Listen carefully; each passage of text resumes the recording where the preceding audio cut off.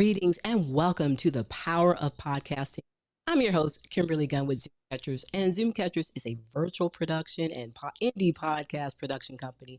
And we're super excited to be talking about podcasting, making an impact, telling your story, and telling people more about how to join the growing podcasting movement. We're going to be joined by someone who knows all about it. She is in the podcasting, she's thick into it. Super excited to be joined by Katie Fawkes. Before we get into the podcasting, though, we do have some fun facts about Katie. She is a dual citizen of Canada and the US. She's one of those kind Canadians we hear about. She also raises chickens, and I'm convinced that she has a devil's egg side hustle. We're going to find out all about that. And as far as podcasting is concerned, she is the host of several podcasts, The Flow, Meet the Ecamm Fam, and the VHS Club.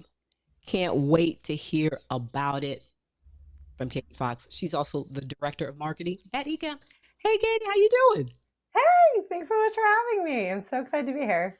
I'm so excited to have you on because I've been on 2/3 of your show, so I figured we got to get you on the flow. We got to get you on the flow. Then it'll be 3 for 3, but I know you have some more. So super excited to have you on. Welcome to the Zoomcatchers virtual studio. I know you're super busy. Ecamm just released a new update. So tell us more about Katie and what's going on in the world of Ecamm. Oh my goodness. I think you hit the major things in the world of Katie. So I just got in 12 new baby chicks. So I'm like thick into the beginning of chicken keeping again. I've kept chickens for the last 6 years or more, but I lost my flock back in December. So I'm excited to be back in that space again. So lots of ridiculous chicken content on my feeds these days. And then in the world of Ecamm, it has been an absolutely incredible year. It's always a good year at Ecamm, but we have been rolling out a lot of really exciting new features. We have a beta testing group. Actually, I should back up and say, because some people may not know what Ecamm is. Ecamm is a live streaming and video production software. So you can use it for creating live video or video podcasts or audio podcasts, really any kind of video or audio recordings that you are thinking up in your head. You can use Ecamm to do that. And we've been around the company itself has been around for over 20 years. And we have been in the live streaming and video production space for about 6.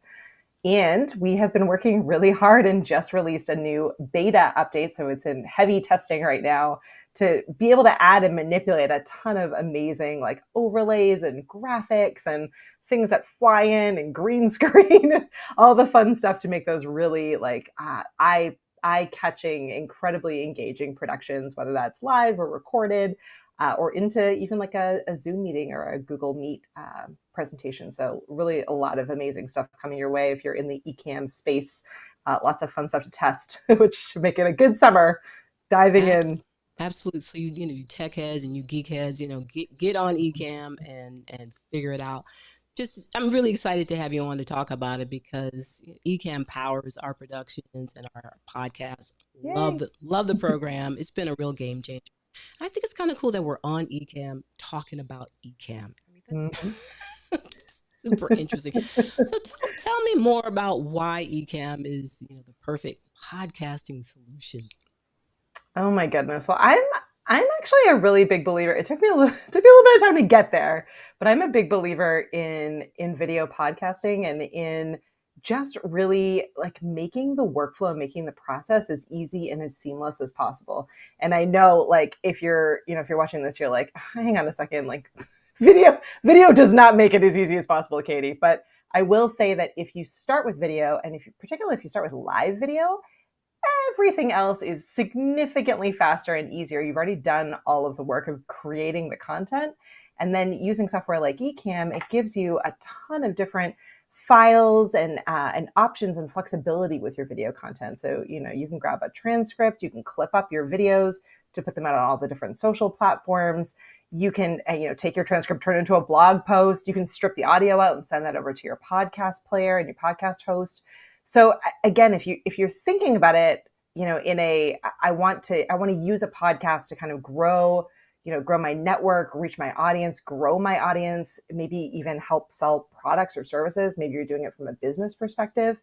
Starting with video really gives you just a ton of options as far as things go. And a tool like Ecamm makes it really easy. We're built on the Mac platform. So for everything in the world of Ecamm is all super intuitive, drag and drop, really customizable. So we like to joke, it's like easy enough that like literally anyone can get up and running, but complicated enough that like as you're growing with it and geeking out, there's always the next thing to try, the next thing to test out. So it really grows up with you, which is nice for us because, you know, as creators, we're always trying to push ourselves to get a little bit better and to try, you know, to try the next thing, to try more things. So it's a really easy way to be able to get started in this whole space. And again, if you can get up the courage to start with live video or video, I promise you, the repetition of doing it makes it easier week after week. And then you have so much content. You're like, oh, I have a clip for that. Or I can grab a screenshot and use that as an image to send out to different people and in different places. It just really powers like, your whole content marketing plan. So it's a nice way to go about podcasting. I agree. I mean, because we use it. We've been using it for several years now, and I love how all of those functions are in one platform. And I Mm-hmm. know that with each release, you're adding this and tweaking that, so it's super Yeah. exciting to see how it continues to grow. I do want to ask though about the difference between video podcasting and audio podcasting. I know that Yeah. some people with schools of thought that's like, oh, there's no such thing as video podcasting. What's your take on all that? Oh my gosh. Well, I will say here in 2023 is a lot of blurred lines, and the lines are blurring more and more every single day, right? So even like a year ago, the concept of video podcasting was like, you're like, oh, all right, isn't that just like a live stream? Isn't that just like a YouTube video? Like really, like what is the difference? But now you have, major players like YouTube and Spotify that are incorporating video into that podcasting space. And so now, what traditionally might have been a live stream show can really easily also be a podcast. And whether that's, you're going out through the YouTube podcast section, slowly kind of becoming more integral to the website. But right now there's just a like podcasting tab on YouTube and a podcasting space within the YouTube Music app. Or out through a tool like Spotify, which again is growing out and now has video as well. If you're doing something like what we do on the flow, we start with a live video. So we do like what we jokingly call, we record in front of a live video audience. So we have all the interactivity and like the fun of being there with all of our fans and followers, and they're asking questions and engaging with us. But we're able to pull the audio out and send it through our podcast host. So it goes out to all of those podcast platforms, right? All those podcast players. So we're really thinking really creatively about it. That show is both a live streamed show, it's a YouTube show, but it is a podcast and it has a video element, but it has an audio only element. We're able to kind of check all those boxes and be in all of those spaces because of how changing this atmosphere is right now. And who knows what it'll look like in 2 months, 4 months, 6 months. It's really moving very quickly. And I think the people who are going to win in this podcasting space are those that can think a little bit outside the box and really pay close attention to what all of these huge tools are doing, because Apple's been updating their podcast player. So like there are very big changes in this space and changes in how people are consuming these content. Mm-hmm. Agreed. And I'm an avid watcher of the flow, and I learn something every time I watch. And I want to give a hats off to the Ecamm fam for all the information that you guys put into, or all the effort that you guys put into helping podcasters and just our video content creators. Mm-hmm. The information you provide to help us stay current, to find out what's going on with the trends.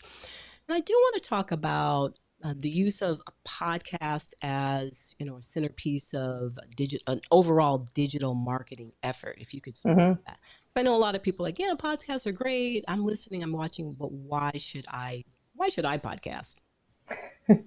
So, I mean, again, it really comes down to saving time. So, I come from a content marketing background. I actually started as a copywriter. So, like, I used to be, the person who was handling the social media accounts and writing, huge blog posts and doing a ton of research and kind of living in this, written typed world, as well as, photos and images that way. And it's a lot of work, right? So it's a lot of work to research all of that stuff. It's a lot of work to, find people that you can get quotes from, to pull imagery and all of that stuff together.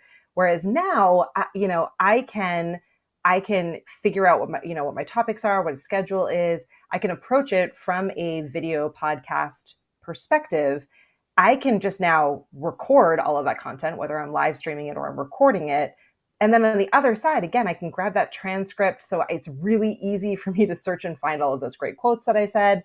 There are tons of tools out there that make it really easy to clip up those videos, to turn them into, GIFs. You can turn them into little like vertical videos and put a template around it. So, what used to take me a ton of time to, I'm like, okay, well, now I've got to write the blog post, and then I've got to do the photo shoot, and then I've got to, create all of the social posts, and then I've got to, all of these things. I'm now doing all of those while I am spending an hour on camera or half an hour on camera, whatever the time is to record a video. I've checked all of those boxes, and now that time is, hugely minimized and is predominantly just spent in, in this kind of repurposing flow where it now takes me, maybe an hour in total, whereas it used to take me probably like a week to create all those individual content pieces, because they're there and it's much, much easier to talk through or to interview a guest, or to be able to kind of get the content out verbally than it is to research and write and, be really conscious of all of the keywords and proofreading and all of that process. It just makes it a lot easier. Even if you're just using it as a starting point and then still building an article off of it, it's just a much faster process from start to finish. Agreed. Because, like I said, we've been using it for several years, and with each release, there's these extra steps that get shortened, or these new features that make it that much Yeah. simpler. I'm like, hooray for all the effort that the programmers put into it. Yeah. But I think you touch on something. It's the future, right? I mean, we're Mm-hmm. talking now. We're talking about this conversation in this current marketplace, and based on my research, the podcasting market is set to grow. It's set to be like a $100 billion business by 2028. And so now is a really good time to get on the ground, Yeah. ground floor of it, um, and to really think through, okay, we have this content. And like you said, with Ecamm, you can get the video, you can get the audio, you can do the old repurposing, to Mm-hmm. a familiar catchphrase. So what would you say about people that may be on the fence and they don't see podcasting as something that could benefit their businesses or their organizations or themselves as individuals? Oh gosh. I mean, I guess I would say that if you really think podcasting is not for you, fine. But take a look at the content that you are creating for your business and really sit down and ask yourself, how much work is that taking? How much time is that taking? How much money are you spending, having people do all of those steps? Could some of that be solved if you were approaching it from, this kind of podcasting or video podcasting workflow? And if so, I would challenge you to jump in. And I mean, I guess the second point is that none of this is going anywhere. As you just said, it is like, it is a huge, huge industry. It is a growing industry. We are living in a world of video first. There are very few people that are not on video to some extent at some point.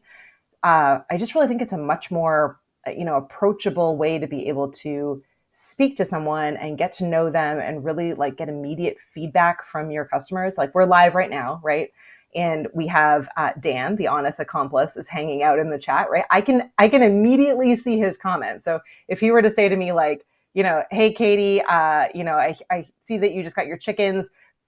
Here's a really amazing thing that I think that you should get for your chickens. Like, I could take that feedback immediately, right? So think about the power of that as a business owner. Whatever you're selling, services or products, having that connection back and forth with your customers and having that level of authentic connection with your customers goes a really, really long way. And when you tie that aspect of it, that live streaming aspect into the podcasting space, you're amplifying your reach, right? So you're having that connection with the customers that show up and engage with you in the chat, like Dan is, but you're also like extending that out to people who, like, the podcasting audience literally puts their headphones into their ears. They have you in their ears and they are taking you with them as they are like cleaning, gardening, walking the dog, going out for a jog, they're at the gym. Like it's such a personal experience, and the experience that they have with you week after week after week, like you are building a really valuable relationship with them that goes way beyond the value of an ad,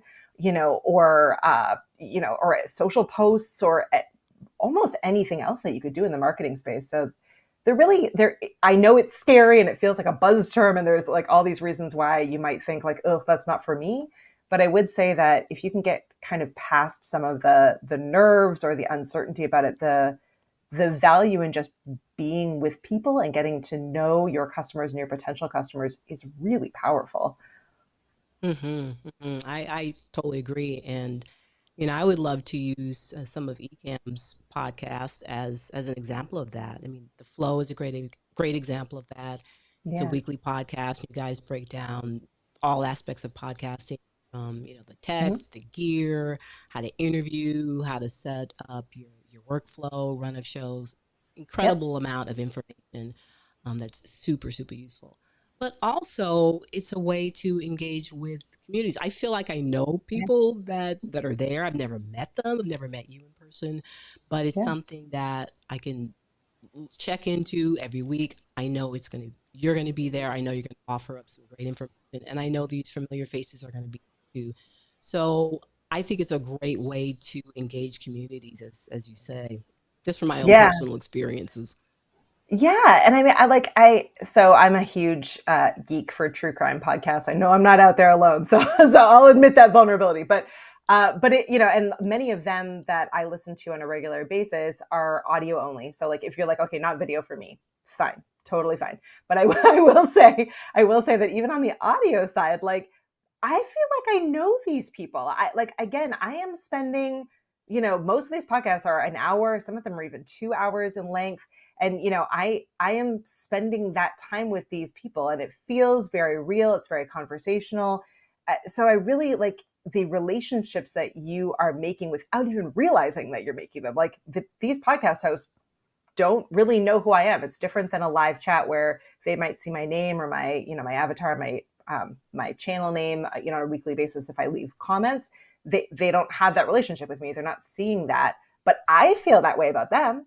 So, as they're advertising or they're talking about things that are important to them, that's at the back of my mind. And as I'm thinking through, day-to-day decisions, like I could list probably 12 or 15 things that I've purchased, because I'm like, oh, I really like, I need a new, like shampoo. And I'm like, oh, I remember I heard about this one on a podcast, or like I'm looking for this. Like it does make a difference both in like the advertising as well as just the information that you get on a regular basis. These are the talking points and things that people are discussing in groups in real life with real people that they spend time with, right? Like I'm always talking about like something I heard on a podcast or something I listened to on a show. I think those relationships are really the most powerful point. And whether that's in the chat with other listeners that are engaging and learning and growing together, or that's even just the relationship that's, again, pretty one-sided with someone that's giving you their voice and their time and teaching or creating entertainment for you.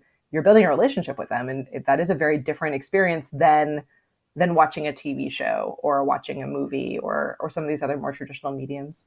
I agree, and I think specifically with your bringing up the crime podcast. I know those are super super popular. And also they're super beneficial. I was just reading, there's that big case with that serial killer in Long Island, and I was reading where, the investigators were able to get some information from this investigative podcast. So they're, people are providing information that is super useful in other ways that might not be obvious. And so, Yeah. that leads me just to talking about making an impact and how podcasts can do that, how Oh my podcasts can gosh. Yeah. amplify your voice and tell your story, and want to talk about your podcast, particularly the VHS Club. How Yay. did you decide to do that? Oh my gosh. Well, um, Nat and my co-host Nat and I have been, we're childhood best friends. We lived across the street from each other growing up. So we've been like inseparable since we were very, very young. And we've always been movie geeks. And we used to bike over to Blockbuster. I worked at Blockbuster for a very long time. So we spent a lot of time like renting movies and spending time together. And it's such a like foundational part of both of our childhoods and that kind of level of nostalgia. And so probably over the last maybe 10 years even, we've had like a recurring Thursday night. We used to just call it BFF chat. It was like on the calendar, like best friend chat where we just spent time together. She lives in Montreal and I'm here in the Boston area, so we're not in the same city. So we would just like turn on our video cameras, watch movies together, hang out, chat.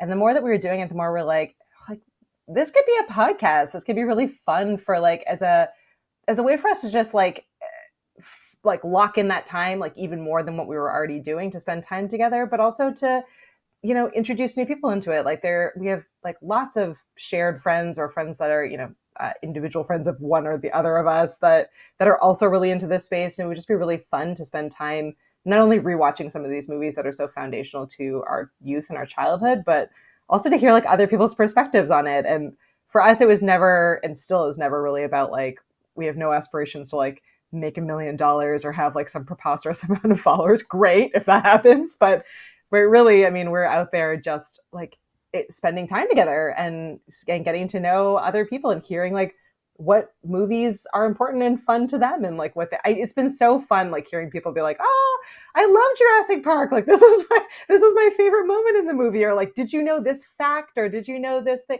Like strangers, we're only I think 20-ish episodes in, 21 episodes in, and there are people posting on our YouTube channel. We have 50 subscribers. It's not even a crazy amount. And there are strangers that are posting that are like, oh, you need to do this movie next. Or, oh, I love this. Like, I didn't know this fact about this movie.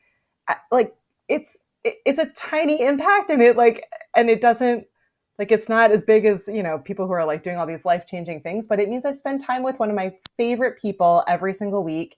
And, we're bringing some fun memories and some smiles to people week after week. And it's just fun. It really, more than anything.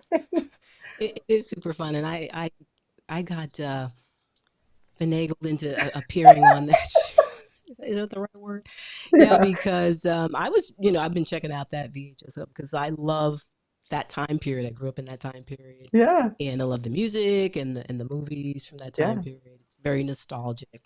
And so I was checking out your show, and you guys were like, "Hey, what movies do you want us to review?" And I'm like, "The Usual Suspects, L.A. Confidential, do this, do that." And then Katie's like, "Okay, Kimberly, you got to come on."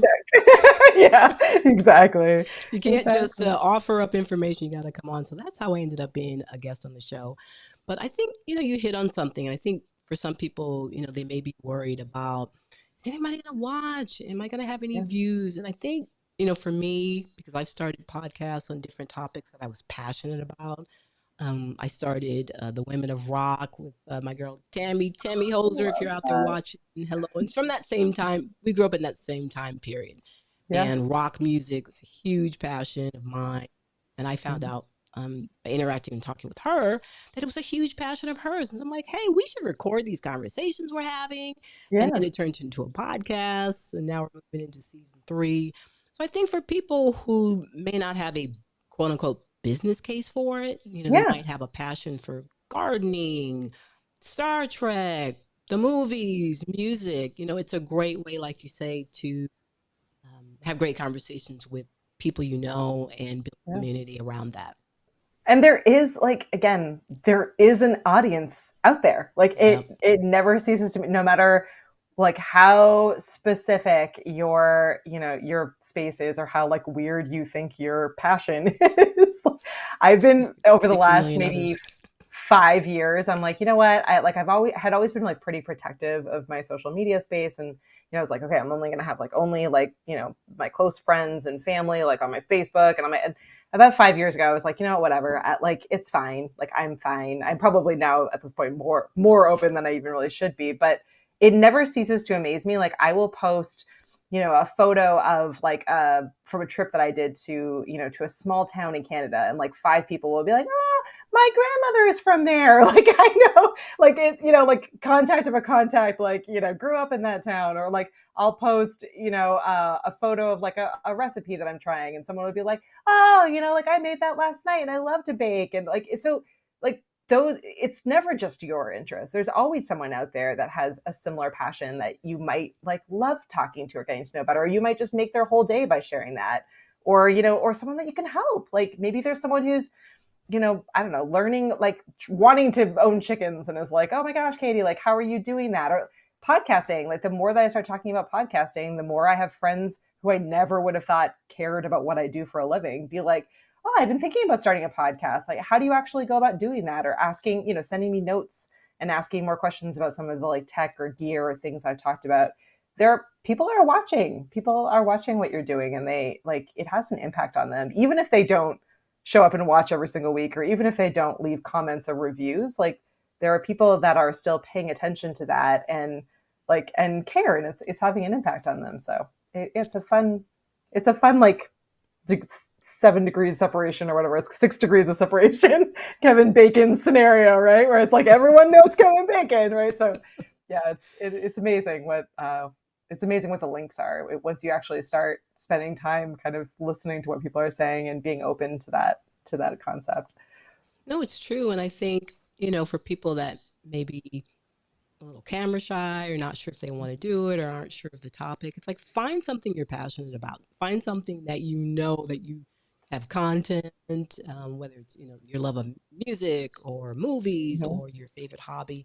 It's something that that you're going to consistently want to hang in there with. I think that's one of the big stumbling blocks for people. It's, Yeah. okay, I did that one episode, maybe I did 3, but now I'm tired and I want to throw in throw on my ballet flippers on this one. So what's your advice to people who, run into that wall of, okay, I think I'm done. I only have 50 people watching and I don't want to do it anymore.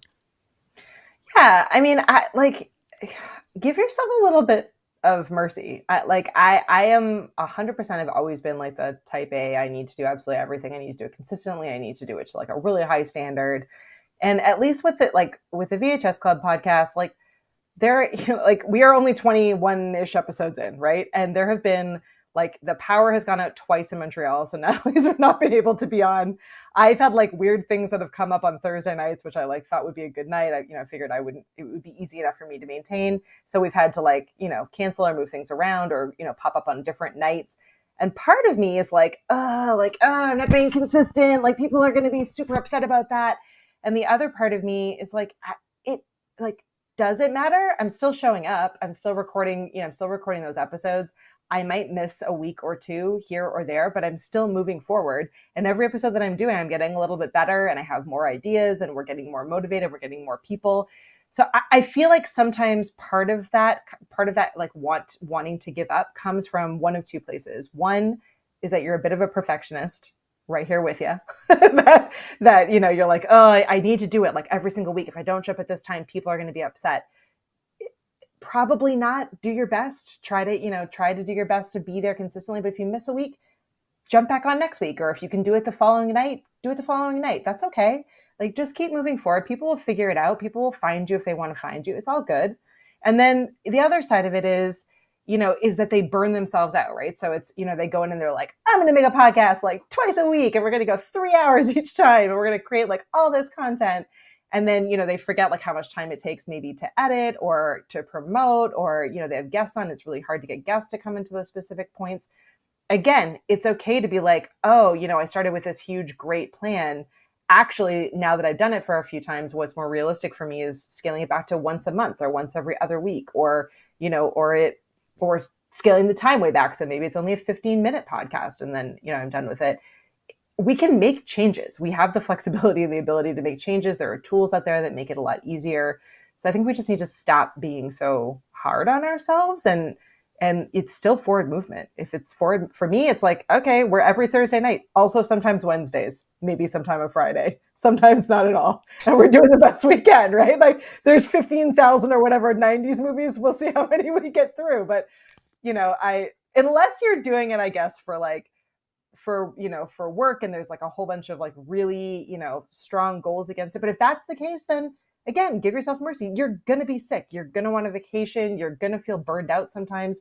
Have a co-host who can jump on it and be there solo if you really like need to be there every single week, or do pod swaps. So be like, hey, Kimberly runs a podcast. I run a podcast. I'll see if Kimberly can jump on. I can send her all of my files and let her know what the topic is. Like there's benefits to getting help as well. And it's okay not to be like 100% perfect on it every single time, especially when you're doing it by yourself, in addition to a full-time job and your life. Like it's a lot of work. So It is a lot of work, but Ecamm makes it a lot easier to get the podcast done.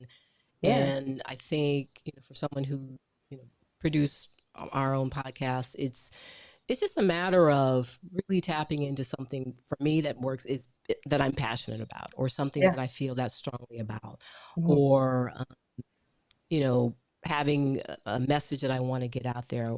We started a podcast on aging because I was a caregiver for my aunt, yeah, and that experience just, led me to believe that a lot of people are probably kind of struggling and going through some of these issues. So yeah, I'm going to podcast about it. I hope, it reaches some people. I hope it helps some people. hmm, So, there's just that angle of, I don't know who's necessarily going to be watching. I hope people do, but this is what's going on in my life. I hope my experiences can positively impact others. yeah. Even just the act of doing it is helping you as well. Like like talking it through, remembering those things, like getting that out as well. I think is just a really great mental health exercise to be able to talk that through, and get that kind of out of your space, because that can be a really incredibly overwhelming experience as someone that is caregiving and is spending all of that time. So I think, again, it could just be a really fantastic outlet as well. So yeah, I don't know if you were saying earlier, like, what if no one comes, right? Like that's always like the big fear in the world of live video. No Like one will come. what if it's only 0 people?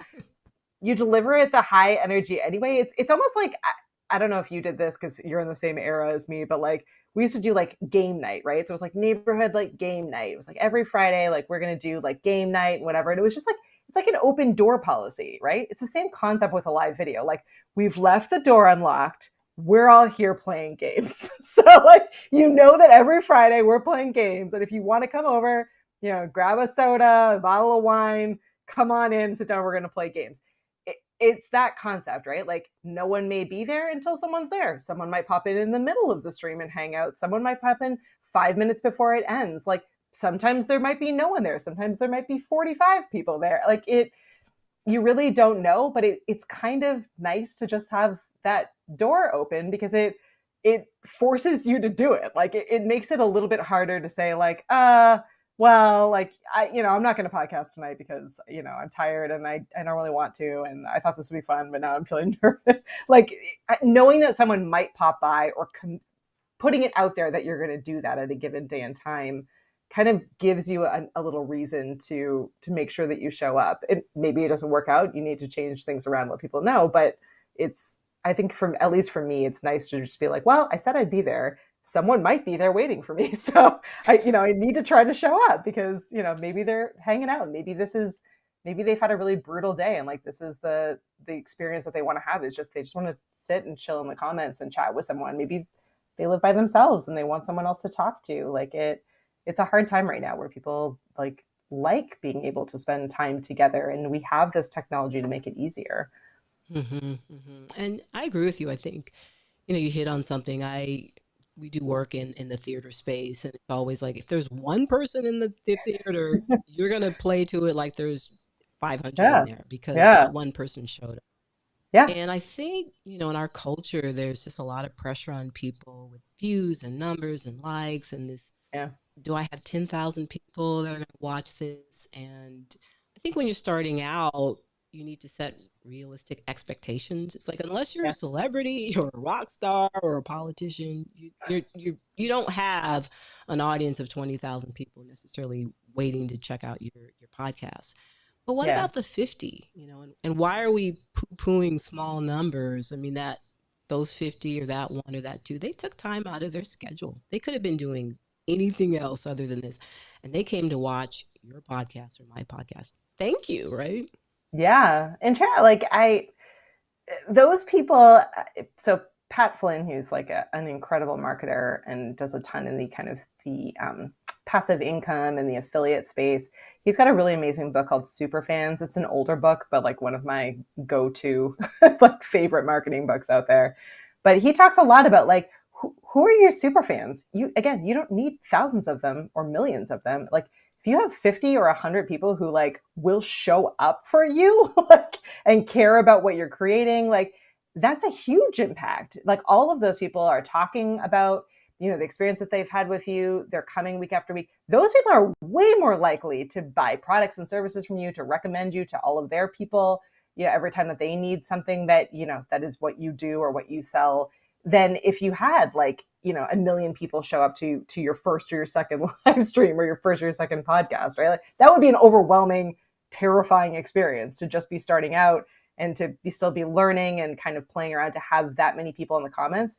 Believe me, even having like 100 people in the comments and commenting and, you know, leaving notes, or 100 people like leaving reviews on your podcast, like it's great. It's also really a lot to deal with, like, and a lot of pressure on you. So there's a reason why we kind of have this slow progression. And I think that 50, I think even 10, like some amount of people who really care and show up time after time, those people are worth way more than 1 million people who show up one time, you know, as kind of a passing interest.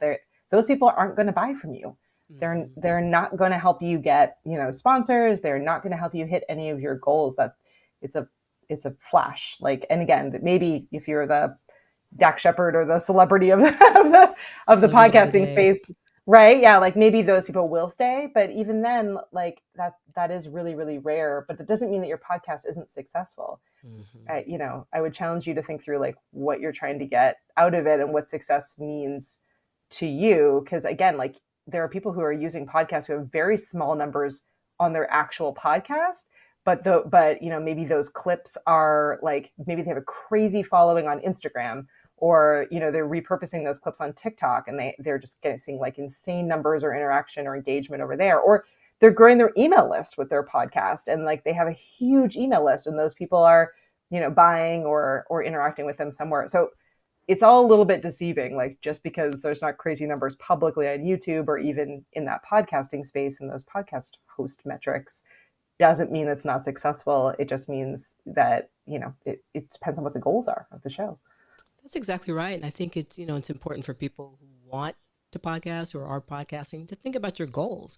Because for me, my favorite line is, you know, I want the right eyes on work. And if it's one of the pair from 50, that's great. But you have to start somewhere, and you have to, I think about, you know, some long-term goals. It's like, okay, we're starting, we have 50 views, but we do eventually want to get to 1,000, or maybe that's not important, but determine what your goals are. Yeah. So what would you say, what are your top 5 pro tips for people who want to get going with the podcasting? What's Oh, okay, Katie's pro 5. tips? All right. All right. Or, Like, we have a number. All right. Well, the first is just to start. And I know everyone says this, but seriously, I sat for a very long time just being like, I don't know where to start. I was like trying to put together all these plans, or, you know, trying to like over think it or over structure it or overdo it. Just start. And start for you might mean, you know, maybe you're like, okay, I want to get better on camera. So start might be, I'm going to record a short video clip for myself of myself every day for a month and see how that goes, just to get more comfortable. That might be starting for you. Starting for you might be, okay, I'm going to open up a YouTube channel and I'm going to go live once a week. I'm going to do that. That might be starting for you. Starting for you might be, okay, you know, I'm going to get into this podcasting space. I want to do audio only.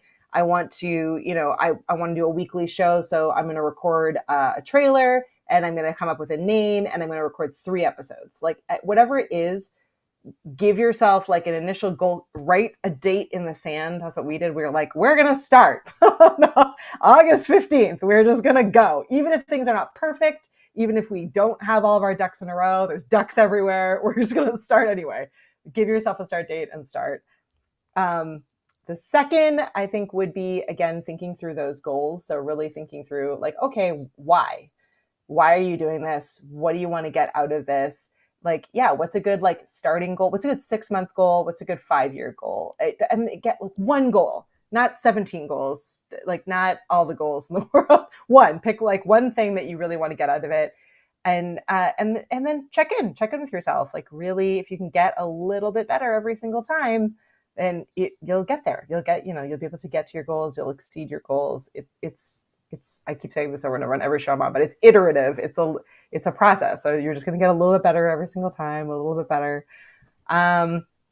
3, like I'm a big believer in community and in the value of like mentorship and help and safety in numbers and a village, all of those terms. So find your people, find the people, that can help you co-host, that can be guests, that can, sit in the chat. When we first started the VHS Club, like I posted that all over both my personal and professional networks. I was like, hey, we're doing this show. I'm not trying to change the world, but if you like movies, come hang out or tell a friend or, sit in the chat. Let me know what your favorite movie is.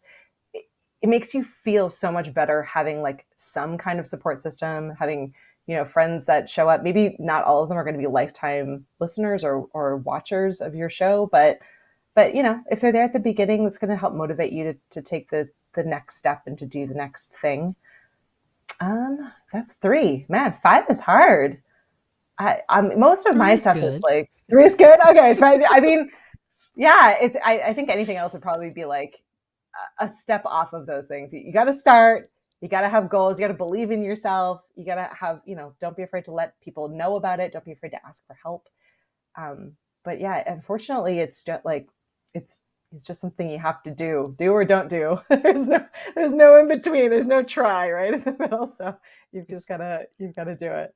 It's true. And I think for people that are just starting out, if you have a small audience, it's like, great. That's a great way to test out some things, make sure things are working out. Who wants to have their first podcast with like 10,000 people on it and something Yeah, no, wrong, you really don't. Yeah, you really, really don't. And again, I've told this story a bunch of times, but for anyone that is watching that doesn't know me very well or hasn't heard this, but like when I first started at Ecamm, you could have offered me thousands of dollars and I still would have found a way out of being on camera. Like the idea of being on camera was horrifying to me. The idea of like recording a show, terrifying. Like I come from a theater background. I had no problem being on stages and memorizing lines and, and being in productions. But the idea of being myself and being vulnerable and staring into a camera and having all of the technology go wrong was horrifying to me. And what really got through was forcing myself to do it. I took this job. I need to do it. I'm going to be fired from my job. And 2 was having people in the comments, having people that, showed up, the Ecamm fam, shout out to all of them. They sat in the comments and they cheered me on. They told me I looked great. They told me that I was delivering value. They were encouraging. And again, whether that's like a group of friends, a partner, your mom, like whoever you can have that can be your people, it's very kind of helps kind of calm you down and get you out of that fight or flight panic mode that you can sometimes feel when you're live streaming, to just have someone say like, hey, this was really helpful. I think you look great. I think you sound good. It goes a really long way, whether it's a co-host or a guest you physically have on the screen with you or someone just sitting in the comments. But I was there. It was scary. It's always scary, for 99% of us. So it's just something you have to kind of push your way through and have people that can support you all the way through.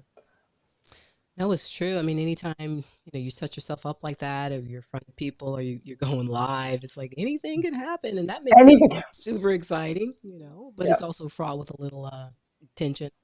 I'm like a checker, like kind of OCD about it. I'm like, I'm checking 5 or 6 or 20 times to make sure my stuff is working, starting like a week before, just because that's just kind of the way I am.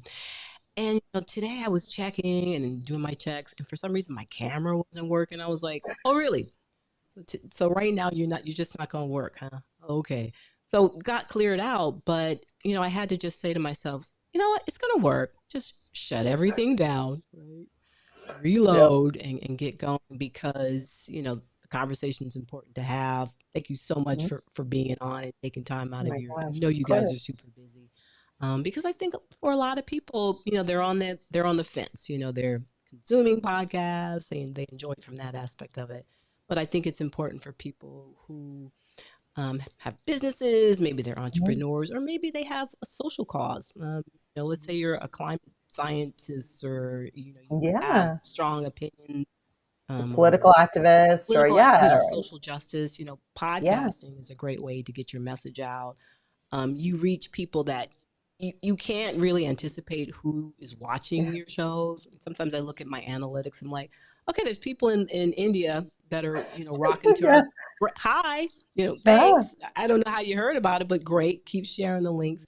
And so yeah, you just never know. And, to know that you can turn your camera on and beam out and reach people all around the world is really, really exciting. yeah, yeah. It absolutely is. It's yeah. I mean, if you would ask me back, I joined the Ecamm team in 2019, summer 2019, and at that point, I was like, literally, anytime anyone was like, "Hey, do you want to do live video?" I was like, I Katie's hiding. think, yeah. I was like, I don't think I would have time before I need to do my meeting about this.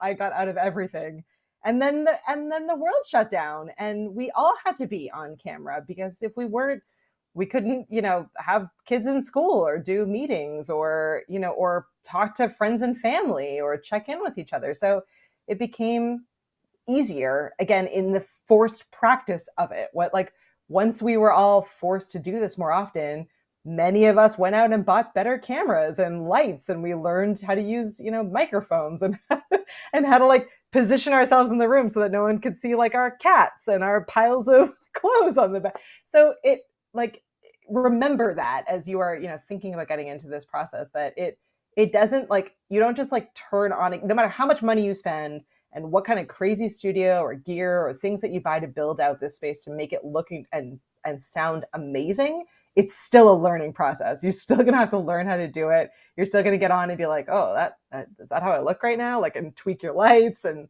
mess around with it. You're still gonna need to, sometimes I'm today on like my built-in like microphone in my headphones, because even though we own a bajillion microphones, I left them all in the office as I rushed home because life happens, right? So like all the preparing in the world, all of the gear in the world, all of the knowledge, like there's still going to be things that happen, and the more you do it, the more you're forced to do it, the better you get at it, the more comfortable you are, the more you can laugh off things that are it never ceases to amaze me, like the moments where a cat walks in front of the camera or a kid runs in or a light falls like in the background. Or a Like it's dog those barks. moments, or a dog barks. It's those moments where people are like, "Oh, you have a dog? Oh, I see Oh my your daughter God, in the it's so background." cute. Yeah, right. Like it those are like connecting moments. Those are not the end of the world. Like you don't want them to happen every time, but when they happen, it reminds people that like you're actually there. This isn't some like super high produced,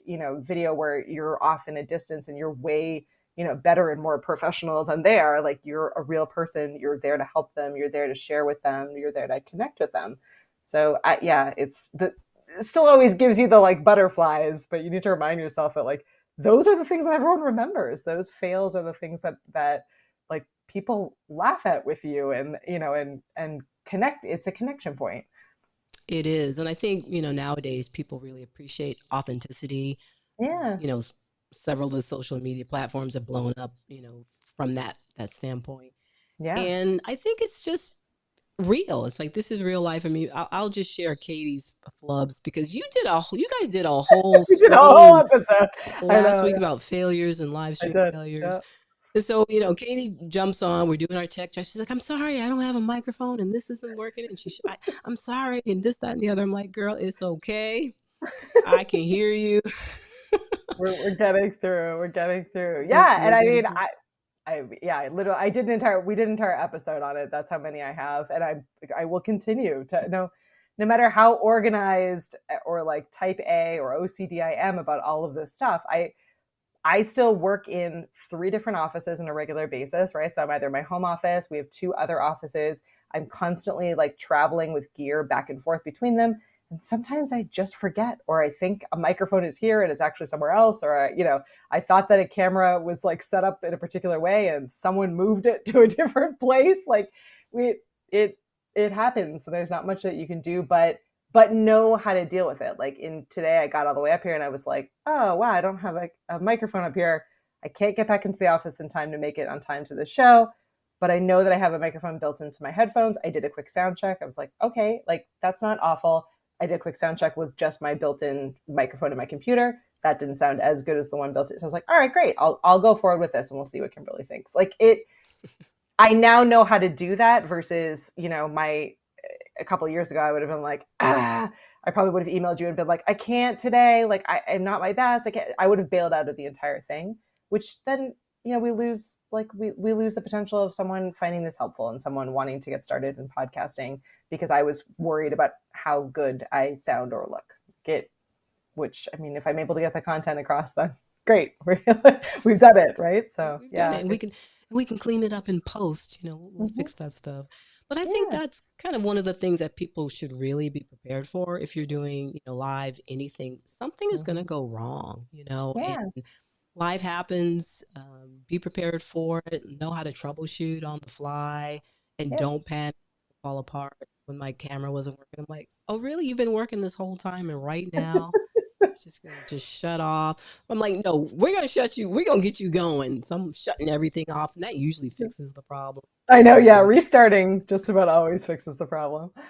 But I think for a lot of people that can be really intimidating, and Mm-hmm. so you just have to work through it. And I think starting small is a great way to grow. But I Mm-hmm. know Ecamm, you guys have a lot of ways to help people. Your Discord, I think people can log on and run tests and things like that. So tell us more about that. Yeah, so whether you're an Ecamm user or not, so even if you've never heard of us before today and you're like, I don't know, but I want to get started, we have a Facebook community you can go to at Ecamm, so it's ECAMM.TV/community. That will take you into our Facebook group. That's a public Facebook group. You are welcome to come in. You can ask questions. You can get recommendations for tech and gear. And if you are using Ecamm, you can actually just stream into that group as a practice run or ask for people to jump on and help. And then we have a Discord as well. So if you're like, Facebook, not my thing, we get you. So you can pop over. It's Ecamm, so ECAMM.TV/Discord.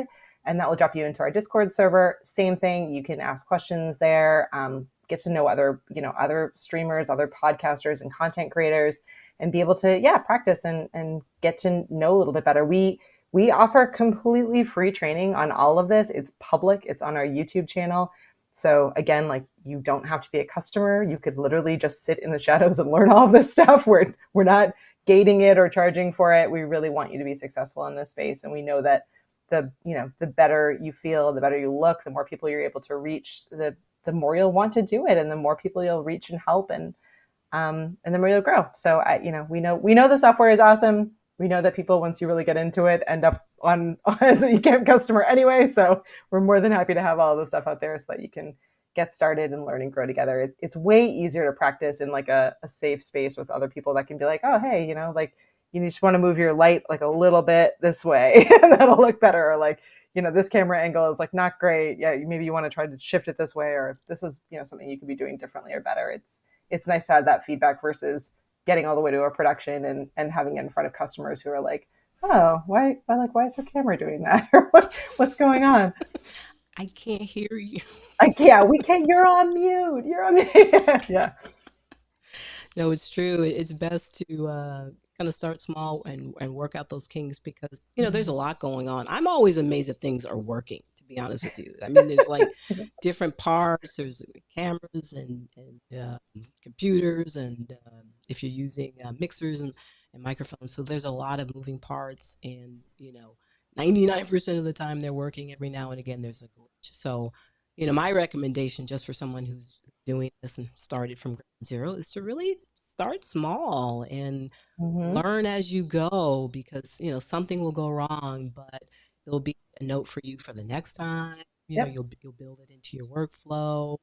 Don't do anything on the fly, by the way. I wouldn't recommend that. Some people roll like that, but if you're really trying to put yourself out there and make a great impression, it's good to have practice a little bit, I think. Yeah.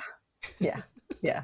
Safe bet. I know. I'm always amazed when people are the only ones that I do like entirely on the fly is when I just pop up into the group and I'm like, hey, I'm working away here today. And I'm open to Hey. questions or ask me anything. Otherwise, yeah, it's also nice to have backups. So like, start small, start when you can do a lot with just your phone. So like you can do a lot with just your phone if you want to get started.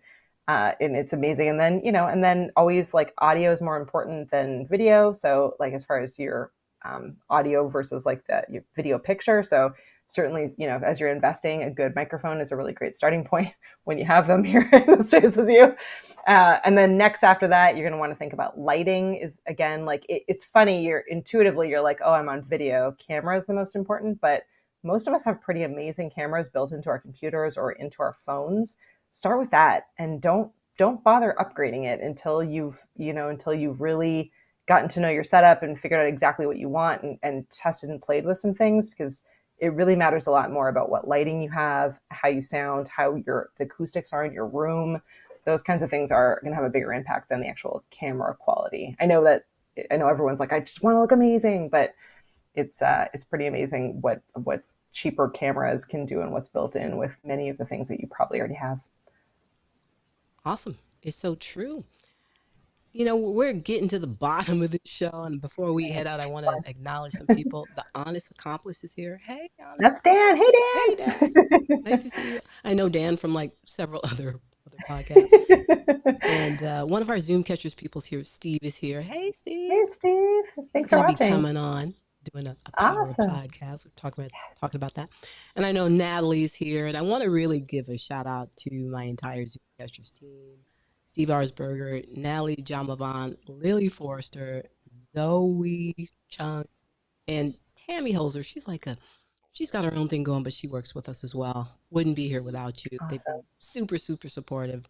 Also, want to give a plug to Lily's Life and Anth podcast, and she's a great example of someone who has a passion. She's really super smart, and she was an anthropology major, and she Oh my wanted God, to, so cool. podcast about anthropology. I'm like, let's do Oh, it. I Let's hook it love up. it. So I think for people who have those kinds of passions, those kind of interests, there's huge opportunities to find your tribe. That's what I say. Hmm. There's like Exactly. 7 Yep. billion people on the planet. And like you say, whatever you're interested in, there's like 50 million people that share that same interest. You just have to find them. Any Yeah. any parting tips for helping people to promote their podcast and finding their tribe? Oh my gosh. Again, like you've just got to start. Don't be afraid to start with the people start with your existing network and let them know, and ask for their help to spread the word about it. And again, honestly, like a lot of it comes down to thinking through a relevant and appropriate titles and descriptions for things. So, like having like a cute name for your for your podcast is great. It's not going to get you very far as you're promoting and getting started. What's really going to matter are those things that that people are looking for, and that goes for whether or not you're doing it, on YouTube and starting there, or you're doing it out through, a podcast host and going out to all the platforms. Having like really great, kind of very easy to see, even if it's really itty bitty cover art and a title that really makes sense as people are, scrolling past and seeing it is going to go a long way. And then, yeah, and then creating like a really easy to replicate workflow. So for the VHS podcast, it's like, we do the actual long form podcast, which is about an hour in length. We do it live, and then we send the audio out the following day out through our podcast host out to all those players. And then I do like, before we jump on and go live, I do a 60-second or less vertical video where I just talk through the fun facts from that movie as quickly as I can in 60 seconds. And that is our like trailer for that episode, if you will. And that goes out, across Instagram and as a YouTube short. And those are actually pulling in as many, if not more, viewers than the long form episodes, because they're like a easy to digest, biteable piece of content that people can share really easily, and they're fun, and they give people that tang of nostalgia. So figure out kind of what your thing is, whether that, it's maybe it's like an image or a question that you're sending out. those kinds of things are way easier to promote than like watch my episode, listen to my episode. You sort of need like a little bit of a hook, a little bit of a teaser. So, and again, I record that in Ecamm as I'm setting up for the actual episode itself. So, a tool like Ecamm or something similar makes it really easy for you to be able to capture that content really quickly and then be able to use that to promote your show. Absolutely. I've said it before. Ecamm is a game changer. Really, really, it is. Super excited to have had you on. What's next with Ecamm? What's coming next? And then the VHS Club. What movie you guys reviewing this week? Oh my gosh. So Ecamm, we have been working on obviously all of those like cool graphic and overlay updates. So really allowing you to very seamlessly and easily customize your entire show. So all these fun graphics, things that slide in and out. There's like, you can like pixelate someone if you want. There's a lot of like really silly, fun features that really let you build like your show the way that you want it to look and feel. And then upcoming in the world of Ecamm, a lot of production features. So, we've had a lot of people now who are getting to a point where they have bigger podcasts and bigger shows and they want, comment moderation or people that are helping them deal with those, huge amount of comments that are coming through, or some of those co-host and producer features. So you'll see more from that, more in that category from us in the next 6 months to a year.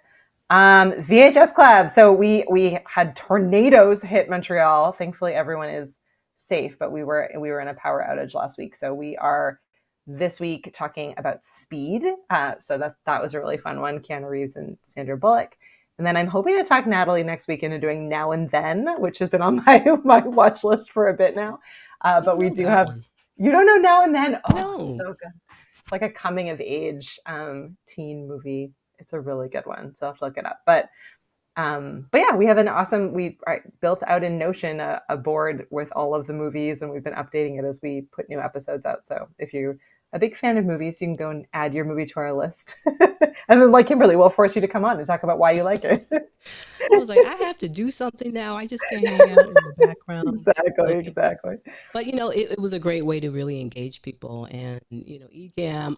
Can't say enough positives about it, but one of the big ones is your community building and making people feel welcomed.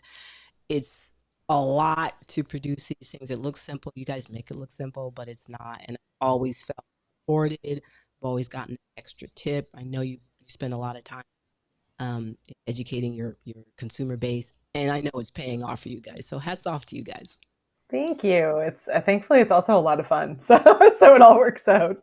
No, it's great. It's like every time I walk away from one of your podcasts, I'm laughing, thinking about something fun that happened, and it really eases some of that tension of the tech, and the geek side of it. It just makes it a lot more approachable, to be honest with you.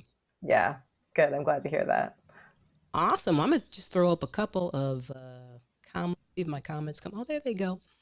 So we got the honest accomplice. Oh, thanks, Dan. Yeah, thank you so much. And what else do we have here? Oops. I love that. I didn't know Canadians saw 80s movies. I love that. It's true. I did watch a lot of Degrassi in Canada, but I also watch movies. So yeah. And yeah, Steve. Yeah, thanks, Kimberly, Steve.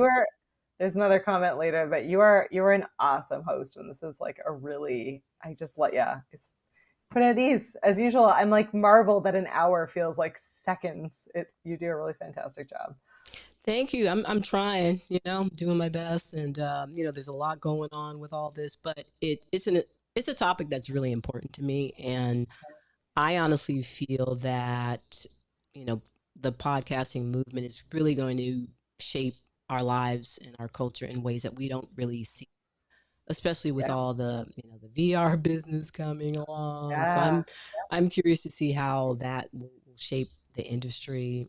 I think it's super exciting. I've met such great people. You're one of them, and hope to continue to make more connections and people. Yeah. And if people have any comments, you can throw them in the chat. We'll stick them up. Otherwise, we're gonna head out because Katie's got that devil's egg side hustle she's got to tend to. I know. I gotta get there. I'm naming chicks. This has been my afternoon of thinking. We have 12 baby chicks. They all need names. So that's been my Wow. afternoon of being like, So I how don't know. before we head out, how did you get into the chicken business? Are you like trying to rival KFC? What's going on? I'm not, no.